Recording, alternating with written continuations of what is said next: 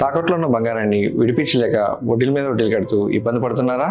అయితే ఇప్పుడే సంప్రదించండి శివ గోల్డ్ కంపెనీ. మీ నమ్మకానికి మా హామీ శివ గోల్డ్ కంపెనీ.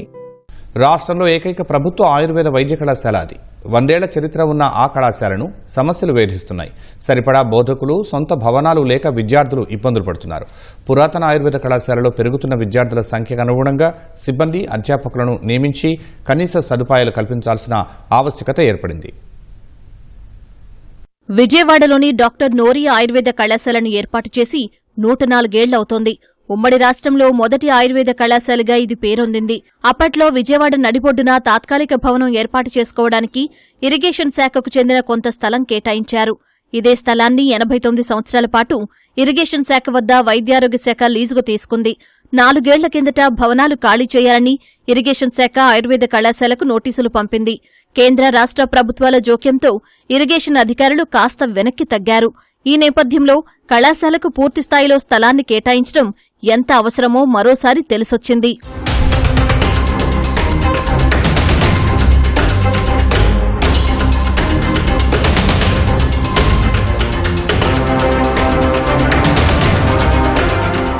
ఆయుర్వేద కళాశాలలో టీచింగ్, నాన్ టీచింగ్ పోస్టులు పెద్ద సంఖ్యలో ఖాళీలు ఉండటంతో బోధన అంతంతమాత్రంగా ఉంది.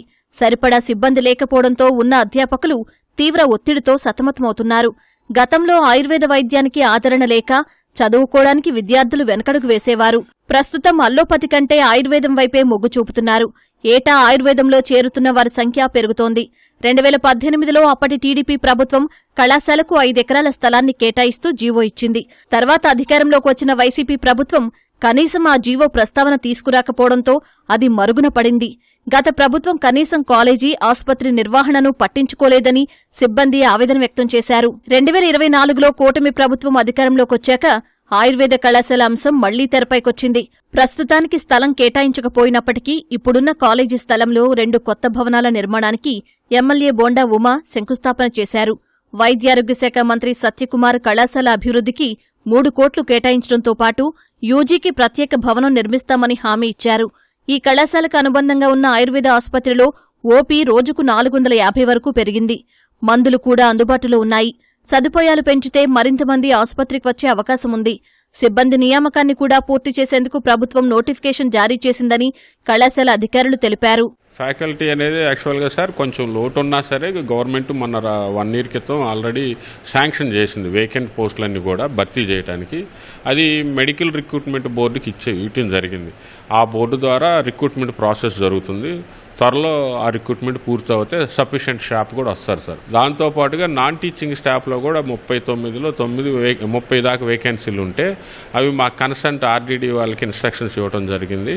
అవి కూడా త్వరలో భర్తీ చేయడం జరుగుతుంది సార్. యాక్చువల్గా ఏమైందంటే అంతకుముందు 4 పీజీ సీట్లే ఉండేది ఒక డిపార్ట్మెంటే.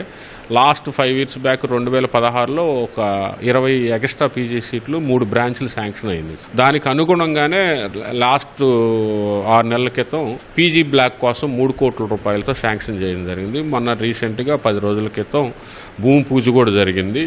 ఆ పీజీ బ్లాకులు కానీ కన్స్ట్రక్షన్ జరిగితే డెఫినెట్గా పీజీకి సంబంధించిన విషయంలో 90% ఇబ్బంది లేకుండా వసతి సరిపోతుంది సార్ పీజీస్కి. ఇంతకుముందు మన కాలేజీలో 30 సీట్లే ఉండేది. లాస్ట్ 2015-16లో 75 సీట్ల దాకా పెంచడం జరిగింది.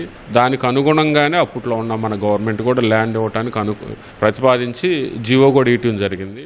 ఘన చరిత్ర ఉన్న ప్రభుత్వ వైద్య కళాశాల ఆసుపత్రిపై ప్రభుత్వం మరింత దృష్టి సారిస్తే మరిన్ని సీట్లు పెరిగే అవకాశం ఉంటుందని సిబ్బంది చెబుతున్నారు.